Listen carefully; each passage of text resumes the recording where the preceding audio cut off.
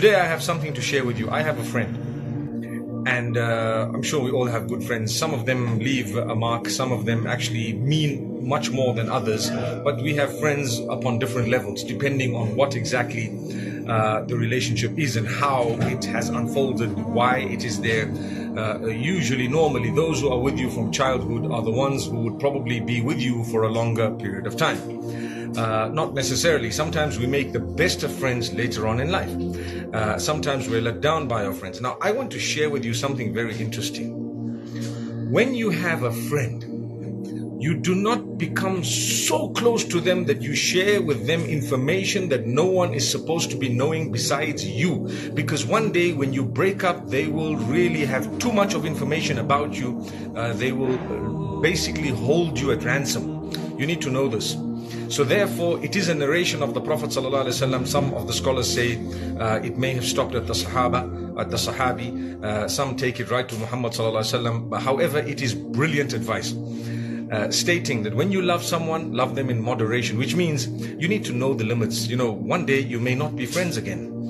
One day they may be your enemy. And the same applies when you dislike someone. You make sure that you dislike them in moderation. Don't do things that will create such a big embarrassment that the day you become friends, which is very possible for the Almighty, you will be embarrassed about what you did to them, or you will have hurt them a little bit much. So that's my piece of advice for today. And inshallah, I will be sharing more advice later on today. Let's speak about this a little bit. So I have a friend, mashallah, very close. They've helped me, maybe, this is just an example. They've helped me financially. They might have helped me get a place in school. They might have helped me during my school days, in my business, with my family. They might have helped me in so many different ways.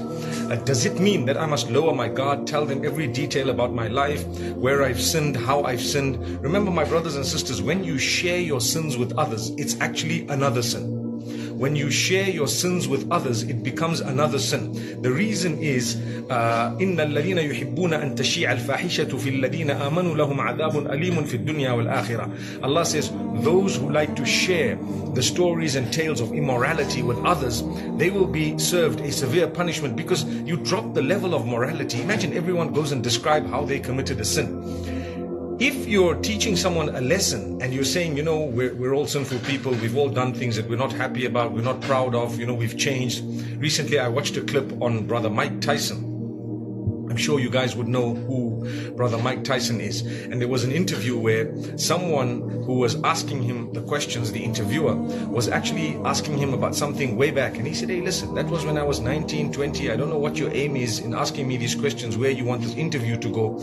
But now I'm 43, and this was like 10 years ago. He says, now I'm 43, and I really, really don't want to be the person I was. It's past, it's long. We've all changed. You've changed, I've changed. And wallahi, that's a fact. When we're young, sometimes we do things. As you grow older, you mature, you become a better person, you become more tolerant, you have your own children, you become a patient person. May Allah bless those who don't have children with children. Ameen. So basically what would happen is we would all change. We all have changed over time. It's not good enough for someone to keep harping about your past, about something you might have done when you were 15, 18, 19, 25, 28, and go all the way back. When your life has changed, you've contributed to humanity, everything has changed.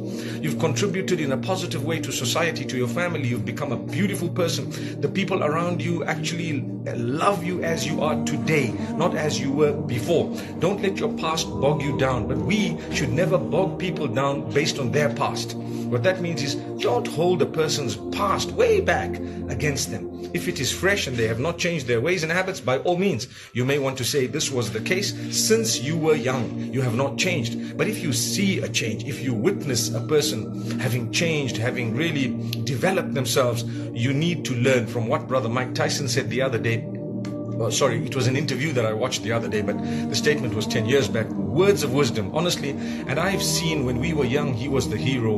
Well, not to say he's much older than I am, but at the same time, he was.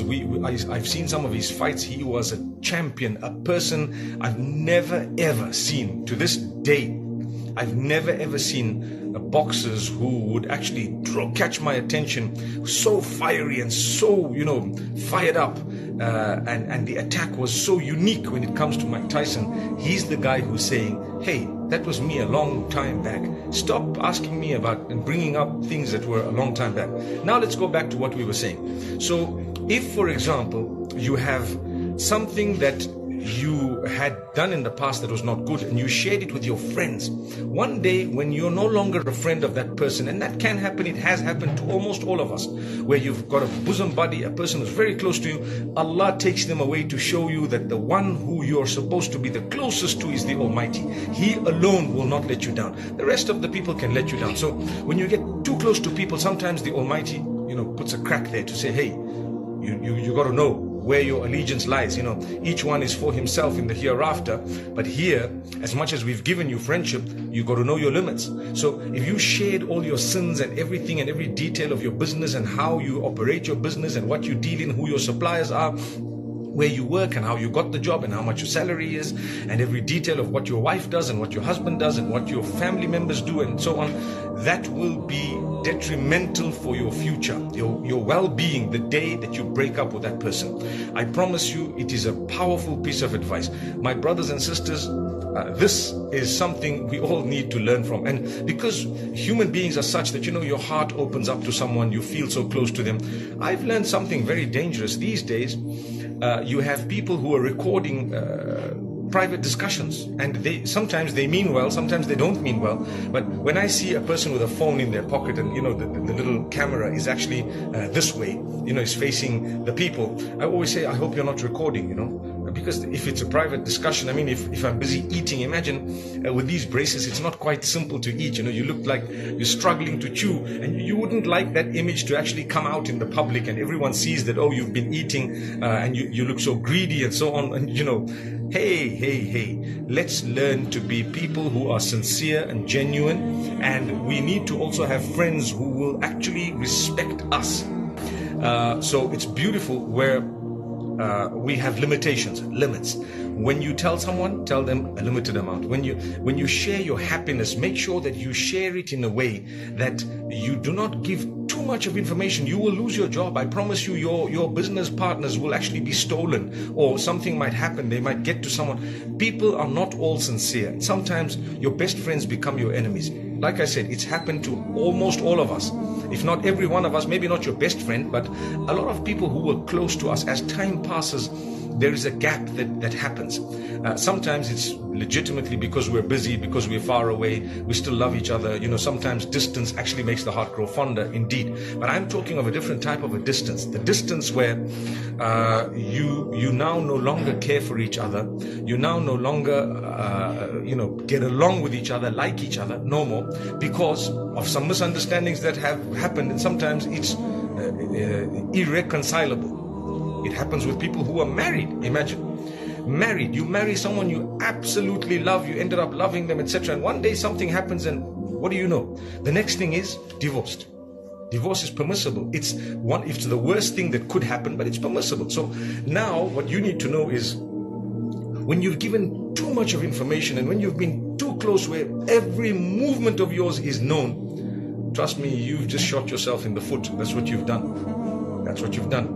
Now, this is a powerful piece of advice. The opposite of it is also correct. The opposite of it is also correct. What is it? When you dislike someone, be careful. I see a lot of people swearing sometimes. They could be belonging to a different sect. They could be, I belong to Islam. I'm a Muslim. But I'm a human being as well. So I belong to humanity and I belong to Islam. So I care for my Muslim brothers and sisters, and I care for humanity and human beings as well. So much so that I'm a creature of the Almighty, and I care for the creatures that Almighty who made me has created, because that's my link with Him. I respect everything He's done, and I respect everyone He has made and everything that He has made.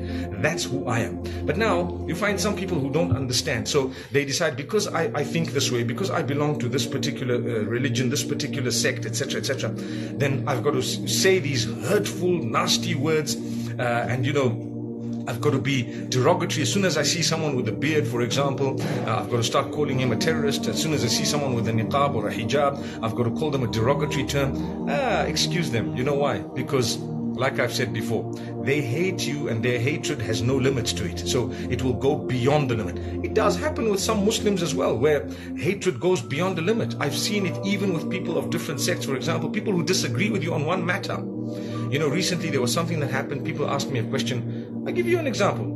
The ruling of cryptocurrency. What is it? Now, to be honest with you, there are two opinions. One says it's okay, one says it's not okay. In a nutshell, you do not hate on each other. I heard someone say, oh, if this guy says it's okay, then that's the end of my relationship with him. What a fool, subhanallah, what a fool. How small-minded is that? Because actually what has happened in that particular case would be, whatever the millions of points of benefit you could have benefited from a man, you've just discounted them completely because of one difference that you've had, and the man didn't even say that, and on top of that, even if he did, what if he's right and you're wrong? So my brothers and sisters, this is something amazing.